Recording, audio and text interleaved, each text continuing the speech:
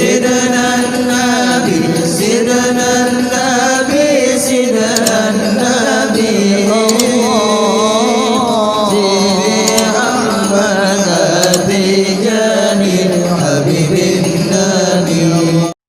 Bismillahirrahmanirrahim. Assalamualaikum warahmatullahi wabarakatuh. Alhamdulillah. Wassalatu wassalamu ala Rasulillah Sayyidina wa maulana Muhammad bin Abdullah wa ala alihi wa sahbihi wa man walah. La hawla wa la quwwata illa billahil aliyyil azim. اللهم صل على سيدنا محمد الفاتح لما أغلق والخاتم لما سبق ناصر الحق بالحق والهادي إلى صراطك المستقيم وعلى آله حق قدره ومقداره العظيم. رب اشرح لي صدري ويسر لي أمري واحلل عقدة من لساني يفقهوا قولي برحمتك يا أرحم الراحمين. وأفوض أمري إلى الله إن الله بصير بالعباد وبعد والحمد لله. Di dalam kejadian Isra Mi'raj ada hal yang perlu kita teliti. Kita ini kan duduk berlama-lama sambil hujan-hujanan karena cinta kepada Nabi Muhammad sallallahu alaihi wasallam. Dalam kejadian Isra Mi'rajnya Nabi Muhammad sallallahu alaihi wasallam, Rasulullah mendapatkan perintah langsung di hadapan Allah Subhanahu wa taala, yaitu melaksanakan salat dan untuk disampaikan kepada umatnya dalam sehari semalam berapa waktu? Perintah salat dari Allah pertama berapa waktu? 50 waktu. Kira-kira bapak-bapak, ibu-ibu kuat gak salat sehari semalam 50 waktu? Kuat apa kagak? Allah kira-kira tahu gak kalau kita kagak kuat? Allah tahu gak kita gak kuat? Allah tahu kita kagak kuat. Rasulullah SAW juga tahu kita kagak kuat. Lebih tahu mana kira-kira Nabi Musa apa Nabi Muhammad SAW? Lebih tahu mana Rasulullah apa Nabi Musa apa Allah Subhanahu wa taala? Lebih tahu Allah Subhanahu wa taala. Cuman kenapa ada kejadian Allah perintahkan kok nggak langsung 5? Padahal Allah tahu nanti bakalannya jadinya sehari 5. Kenapa diperintahkannya 50 dulu? Dan kenapa Rasulullah SAW diem aja? Padahal Rasul tahu kalau 50 kagak bakalan ada yang kuat. Para aulia mungkin kuat. Allah Subhanahu wa taala memerintahkan 50 kali. Kenapa? Karena Allah masih rindu kepada Nabi Muhammad sallallahu alaihi wasallam. Karena Allah ingin Nabi Muhammad turun, kemudian balik lagi ketemu sama Allah Subhanahu wa taala. Karena Allah menginginkan Rasul bolak-balik berjumpa dengan Allah Subhanahu wa taala. Tuh rahasianya. Kalau kita mau telaah, kita mau pelajarin. Karena Nabi Musa juga mengatakan kepada Nabi Muhammad sallallahu alaihi wasallam, suruh balik lagi. Itu Allah yang menggerakkan daripada lisan Nabi Musa. Tidak ada lisan bergerak kecuali perintahnya Allah Subhanahu wa taala. Lisan Nabi Musa bergerak memerintahkan kepada Nabi Muhammad balik lagi, itu juga atas perintah Allah Subhanahu. Rahasianya adalah Allah masih kangen sama Nabi Muhammad sallallahu alaihi wasallam. Rahasianya adalah Allah Subhanahu wa taala pengen memberitahukan kepada kita hamba-hambanya kalau perjumpaan dengan Rasul adalah momen yang membahagiakan. Ketemunya kita dengan Rasul itu adalah hal yang kagak ada nilai daripada dunia ini, daripada kebahagiaan kita jumpa sama Nabi Muhammad. Alhamdulillah malam ini bapak-bapak, ibu-ibu, adik-adik hujan-hujanan bertahan nunjukkan cinta buat Rasulullah sallallahu alaihi wasallam. Rasulullah kenapa diem aja? Dikasih tahu 50 sama Allah. Karena itulah adabnya Rasulullah SAW. Apapun yang disabdakan, apapun yang difirmankan oleh Allah, perintah mutlak, amrun ta'abbudi. Contoh ketaatan Rasul kepada Allah Subhanahu wa taala. Oleh karenanya Rasul menjadi makhluk yang paling bermanfaat di dalam syiarnya. Rasulullah sallallahu alaihi wasallam sebelum Isra Mi'raj ditinggal wafat oleh Sayyidatuna Khadijatul Kubra. Selang 35 hari dalam sejarah dikatakan setelah wafat Sayyidatuna Khadijatul Kubra radhiyallahu taala anha, wafat Abu Talib paman Nabi Muhammad sallallahu alaihi wasallam. Dalam waktu 2 bulan wafat 2 daripada tameng yang melindungi dan mencintai dengan tulus kepada Nabi sallallahu alaihi wasallam. Ini a'zam musibah. Ini musibah yang sangat besar buat Habibana Muhammad sallallahu alaihi wasallam. Sampai dijulukin dalam sejarah ini amul huzun, tahun kesedihan. Pada saat itu di luar Mekah banyak orang-orang yang sudah memeluk agama Islam. Abu Dzar Al-Ghifari di negeri Ghifar banyak orang Islam. Tufail, Al-Imam Tufail bin Umar, beliau termasuk daripada pemuka kabilah Daus. Di kabilahnya banyak orang sudah memeluk agama Islam. Rasulullah bisa aja ketika wafat daripada paman Nabi Muhammad SAW Abu Talib hijrah ke sana, akan tetapi tidak ada izin dari Allah Subhanahu wa taala. Padahal di kota Mekah Rasul tidak aman. Allah Subhanahu wa taala memberi hidayah kepada siapa yang pertama ketika wafat Abu Talib? Dikasih hidayah Abu Lahab. Abu Lahab itu pernah dapat hidayah dari Allah Subhanahu wa taala. Ketika wafatnya Abu Talib, paman Nabi sallallahu alaihi wasallam, Abu Lahab yang punya nama. Abu Lahab yang punya kekuasaan. Memang pada masa itu masih ada Al-Imam Hamzah, Sayyidina Hamzah, Sayyidina Abbas masih ada. Tapi Abu Lahab yang dituakan setelah Abu Talib. Abu Lahab berkata kepada Rasulullah SAW, ya ibna akhi, wahai anak daripada saudaraku, in kunta satasna syai'an ba'da wafati Abi Talib fasna. Kalau ente mau berbuat sesuatu apapun setelah wafat Abu Talib ini, kalau ente takut dengan wafatnya Abu Talib ente nggak aman, perbuatlah. Saya ada di belakang ente, kata Abu Lahab. Abu Lahab ngejaga Nabi Muhammad sallallahu alaihi wasallam. Sehingga orang kafir Quraisy mengumumkan, orang kafir Quraisy mengatakan Abu Lahab gad akhadha dina Muhammad sallallahu alaihi wasallam. Abu Lahab udah ngambil agamanya Nabi Muhammad sallallahu alaihi wasallam. Akhirnya ketika orang pada demo, di demo Abu Lahab karena masuk Islam, di demo Abu Lahab mengatakan maziltu ala dini Abdul Muttalib.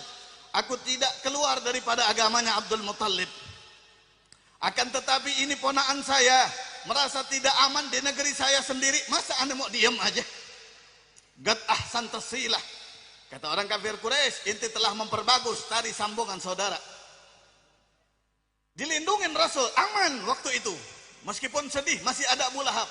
Akan tetapi ada yang berperan. Ada orang penghancur daripada kesatuan orang Islam, yaitu Abu Jahal. Orang yang paling heget, orang yang paling benci terhadap Nabi Muhammad SAW. Gak terima Rasul aman. Datang Abu Jahal ke rumahnya Abu Lahab. Apa kata Abu Jahal? Is'al ibn akhi, coba tanya kepada Muhammad, aina kana Abdul Muttalib al-an? Abdul Muttalib sekarang kira-kira ada di mana? Coba tanya sama Muhammad sallallahu alaihi wasallam. Abdul Muttalib ada di mana? Abdul Muttalib adalah abah daripada Abu Lahab. Fadhahaba ilaih. Berangkat Abu Lahab kepada Abdul Muttalib, kepada Rasulullah sallallahu alaihi wasallam. Galia Muhammad sallallahu alaihi wasallam, aina kana Abdul Muttalib al-an? Abdul Muttalib sekarang ada di mana ya Muhammad? Kata Abu Lahab. Menjawab Rasulullah sallallahu alaihi wasallam, huwa ma'a qaumihi. Abdul Muttalib lagi bareng-bareng sama kaumnya. Halus jawaban Nabi sallallahu alaihi wasallam. Abdul Muttalib lagi bersama dengan kaumnya. Balik lagi Abu Lahab kasih kabar kepada Abu Jahal. Wa gal, berkata Nabi Muhammad SAW, Abdul Muttalib ma'a qaumihi. Idan, kata Abu Jahal, berarti yang dimaksud sama Nabi Muhammad SAW, Abdul Muttalib ada di neraka apa di surga? Tanya yang jelas. Balik lagi. Tidaklah bertanya Abu Jahal ini kecuali hanya ingin mengadu domba Abu Lahab dengan Nabi Muhammad sallallahu alaihi wasallam. Dia bertanya cuman pengen memancing kemarahannya Abu Lahab dengan kecerdasannya. Abu Jahal ini cerdas. Julukannya Abul Hakam, orang yang paling tahu hukum. Tapi jadi dapat julukan raja bodoh ketika tidak percaya. Orang yang pertama tidak percaya dengan Isra Mi'rajnya Nabi Muhammad sallallahu alaihi wasallam. Akhirnya balik lagi Abu Lahab bertanya lagi dengan ta'yin, dengan lebih muayyan. Maksud inti Nabi Muhammad SAW, Abdul Muttalib di surga apa di neraka? Man mata ala ghairi dinil Islam kana mukhalladan finnar. Kata Rasul, Abdul Muttalib atau siapapun manusianya, apabila wafat dalam keadaan menyekutukan Allah, dalam keadaan tidak beragama Islam, maka abadi di nerakanya Allah Subhanahu wa taala. Harus tegas Nabi Muhammad SAW. Murka Abu Lahab, siapa yang kagak marah abahnya dibilang di neraka. Ini jahiliyah.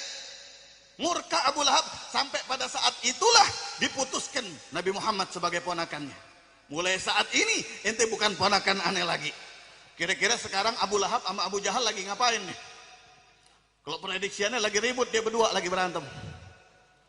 Abu Lahab gara-gara Abu Jahal kagak jadi dia ngebelain Nabi Muhammad SAW. Akhirnya tambah nggak aman Nabi SAW. Setiap hari mau dibunuh, lagi sholat mau dibunuh, sering. Kagak kabur karena Allah masih suruh berada di situ. Turun perintah dari Allah. Apa perintah? Diperintahkan untuk hijrah ke Taif. Disuruhnya hijrah ke Taif. Di Taif ini belum ada orang Islam. Inilah Rasulullah SAW. Ata'allahu qat'an. Mentaati Allah itu 100%. Itulah Nabi Muhammad SAW. Nggak nawar. Kalau Allah suruh ke Taif, ya ke Taif. Perintahnya Allah ke Taif, ya ke Taif. Makanya Rasulullah pun demikian. Rasulullah ditaati oleh umatnya setahun setelah Isra Mi'raj, setahun setelah kejadian ke Taif kurang lebih.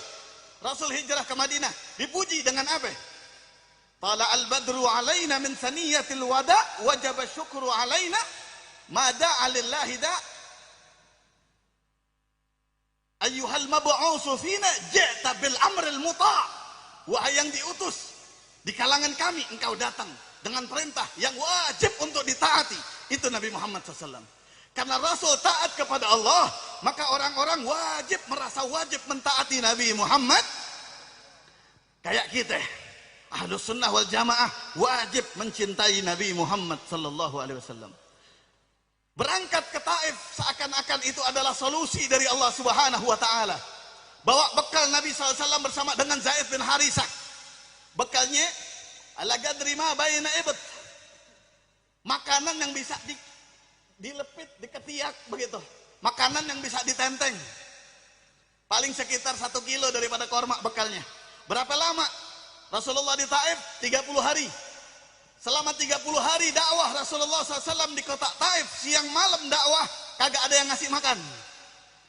30 hari, 30 malam. Kalau kita sekarang baru nongol, baru datang, kita mau dakwah, seandainya begitu, udah disediain apaan tahu. Allahumma sholli ala Muhammad. Berkat perjuangannya Rasulullah sallallahu alaihi wasallam. Rasulullah 30 hari 30 malam nggak ada yang ngundang subuhan, nggak ada. Pimpinan daripada Bani Saqif, Abu Yalail, Mas'ud dan Habib bin Amr bin Umar, tiga-tiganya ngundang Rasulullah SAW di pertengahan dakwahnya di Taif. Minta keterangan tentang agama Islam, diterangkan oleh Rasulullah SAW. Setelah diterangkan oleh Rasulullah SAW, mereka mengingkarinya. Akhirnya mereka mengumumkan kepada juhal qaumihim, asafil qaumihim, terhadap kaum-kaum baik daripada hurratuhum, daripada yang merdeka ataupun yang budak, semuanya dikasih tahu kita mau apain ini Nabi Muhammad SAW. Akhirnya mereka sepakat kita usir dengan tidak terhormat. Diusir Rasulullah SAW berdua dengan Zaid bin Harisah. Di sini ada indahnya perjuangan Zaid bin Harisah ketika diusir. Rasulullah kharaja min Taif, keluar Rasulullah dari Taif. Yarmunahu, mereka itu melempari Rasulullah SAW bil hijarah, dengan batu, bukan batu kecil, batu gede. Wa Zaid bin Harisah yaqi bi nafsihi. Zaid bin Harisah ngejagain Rasul dengan dirinya sendiri, dipeluk Nabi Muhammad SAW. Sambil jalan, sama Zaid bin Harisah dipeluk Rasulullah SAW. Hatta syujja ala ra'sihi syujjajan. Disebutkan di dalam sejarah, Zaid bin Harisah menjaga Nabi SAW sampai kepalanya banyak yang bocor. Berdarah-darah, berlumuran darah. Zaid bin Harisah melindungi Habibahu Muhammad sallallahu alaihi wasallam. Pantas nggak kalau masuk surganya bareng sama Nabi Muhammad sallallahu alaihi wasallam? Pantas. Membuktikan cintanya kepada Rasulullah SAW. Mudah-mudahan malam ini kita telah membuktikan cinta kita kepada Rasulullah sallallahu alaihi wasallam. Amin ya rabbal alamin. Dan Rasulullah SAW kakinya pun berlumuran darah. keluar dari Taif. Rasulullah SAW mendapati di luar Taif ada kebun kurma. Duduk Rasulullah SAW di kebun kurma tersebut, mengobati lukanya. Ini yang Al-Faqir ingin sampaikan, doa Nabi di luar Taif. Subhanallah. Rasulullah ini, kalau bahasa orang sekarang, waktu masa itu tuh ibarat orang jatuh ketiban tangga begitu. Udah istrinya wafat radhiyallahu anha, pamannya wafat yang melindunginya. Abu Lahab mau ngejagain kagak jadi. Akhirnya disuruh hijrah ke Taif, diusir dari Taif. Lagi sedih, jalan-jalan malah diusir, malah disambitin. Kira-kira bagaimana? Bayangin keadaannya begitu. Tapi doanya Rasulullah sallallahu alaihi wasallam, Allahumma inni ashku ilaika dha'fa quwwati wa qillata hilati ya arhamar rahimin. Ya Allah, aku mengadu kepadamu ya Allah. Aku lemah, kata Rasulullah SAW. Kekuatanku cuma sedikit. Aku nggak punya kekuatan. Dan usahaku juga pas-pasan. Engkau tugaskan saya ke Taif, ana cuma bisa begitu doang. Ana cuma bisa bertahan sampai sebulan udah diusir ya Allah. Ya arhamar rahimin, wahai yang paling mencintai Allah subhanahu wa ta'ala. Anta rabbul mustada'afin.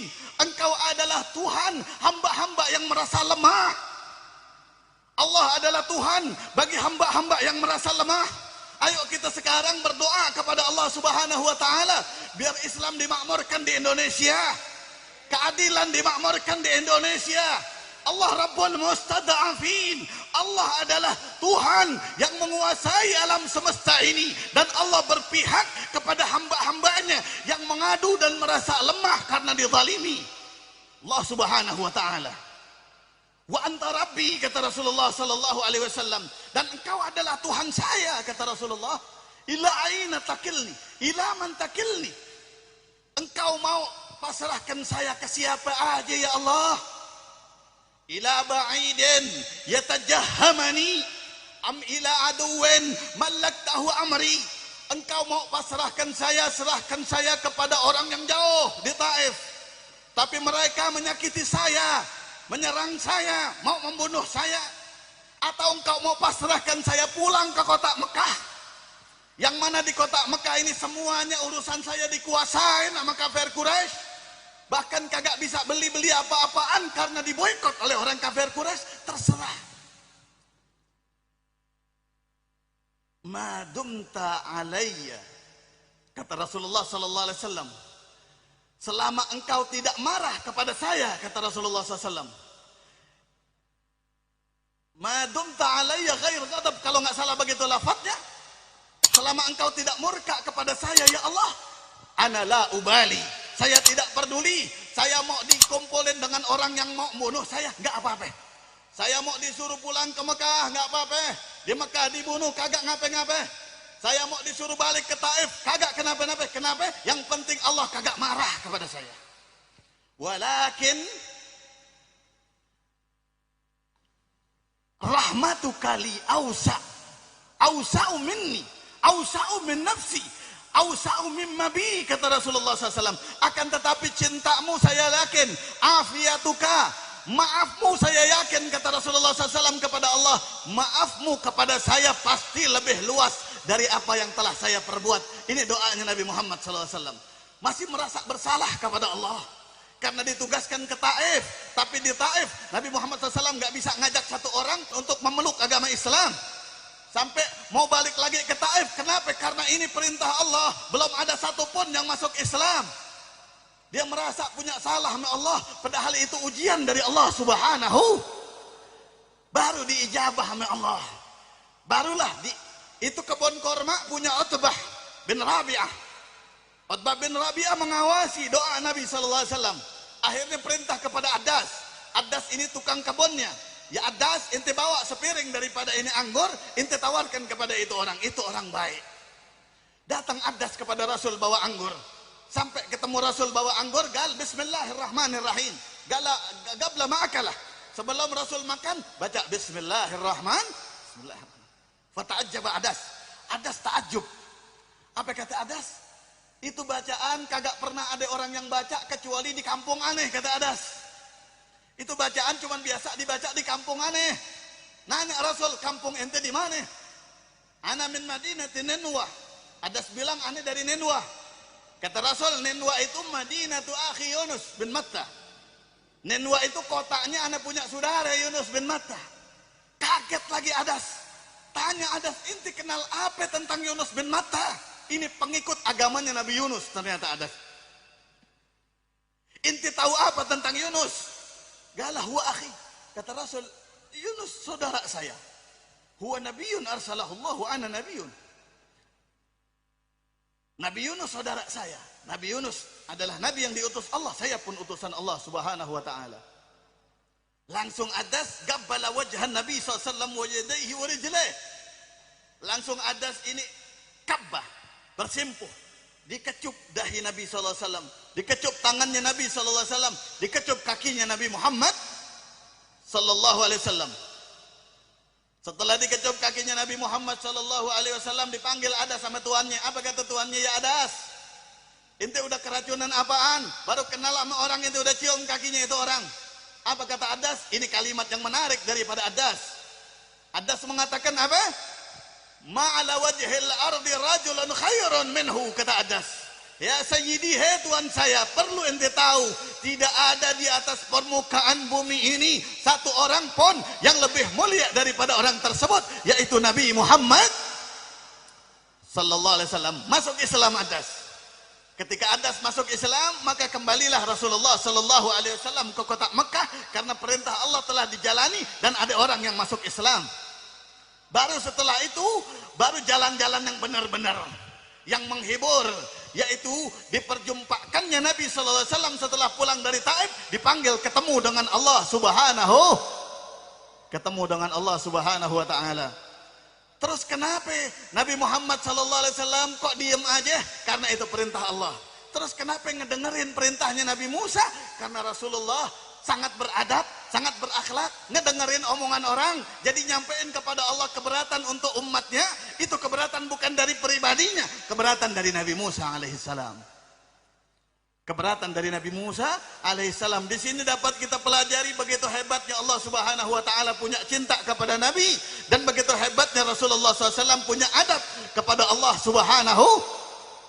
Subhanahu wa taala.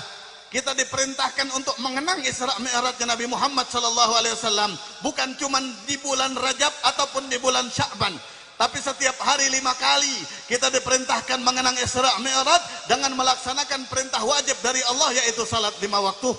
Yang mana ini adalah miftahu kulli khair. Ini kunci daripada semua kebaikan yang Allah berikan kepada kita, yaitu salat 5 waktu. Kalau kita mau selamat dunia akhirat, mau bahagia dunia akhirat, pegang ini. Pegang perintahnya Allah yang langsung disampaikan kepada Nabi Muhammad SAW. Memang sebentar kalau menurut ukuran waktu berjumpanya Rasul dengan Allah, paling sekitar 10 menit kalau akal kita mengatakan. Akan tetapi di 10 menit tersebut Rasulullah telah mendapatkan semua ilmu dari Allah Subhanahu wa taala. Cuman Nabi Muhammad SAW yang punya guru langsung Allah Subhanahu wa taala, lainnya kagak ada. Cuman beliau sallallahu alaihi wasallam yang pernah langsung ngaji kepada Allah Subhanahu wa taala. Mudah-mudahan malam ini kita dicatat sebagai orang yang betul-betul mencintai Nabi Muhammad sallallahu alaihi wasallam. Mudah-mudahan sedikit kisah ini ada hikmahnya, ada manfaatnya. Mohon maaf apabila kata-katanya kurang dapat difaham, kurang dapat dimengerti, tapi mudah-mudahan bermanfaat. Mudah-mudahan ilmu yang Allah kasih membawa kita lebih dekat lagi sama Allah, lebih takut lagi sama Allah, lebih kenal lagi sama Allah, lebih kenal lagi sama Nabi Muhammad sallallahu alaihi wasallam. Dan mudah-mudahan majma' ini, majelis ini membawa kita wafat dalam keadaan husnul khatimah indal maut, dan menambahkan kecintaan kita kepada Nabi Muhammad sallallahu alaihi wasallam. Amin ya rabbal alamin. Ya man wafaqah lil khair wa a'anahum alaih, wafiqna lil khair wa a'inna alaih. Wa sallallahu ala sayyidina Muhammad wa ala alihi wa sahbihi wasallam. Walhamdulillahi rabbil alamin. Mohon maaf. Assalamualaikum warahmatullahi wabarakatuh.